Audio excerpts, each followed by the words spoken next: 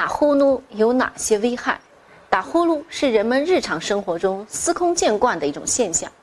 尽管很多科普文章告诉大家打呼噜是一种病，但仍有相当多的人没有真正认识到打呼噜的危害，甚至认为这是睡得香的一种表现。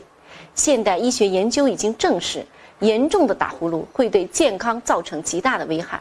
第一，容易诱发或者加重高血压、糖尿病。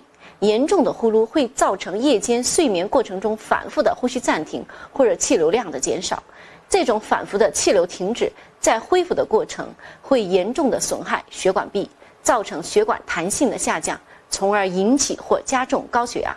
此外，还会造成胰岛素抵抗，从而诱发糖尿病的发生。第二，增加心梗、脑梗的风险。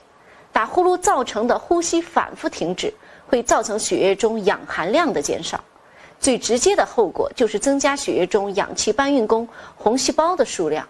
红细胞数量的增加，就好比路上车辆增加会造成交通拥堵一样，造成血管的阻塞概率的增加。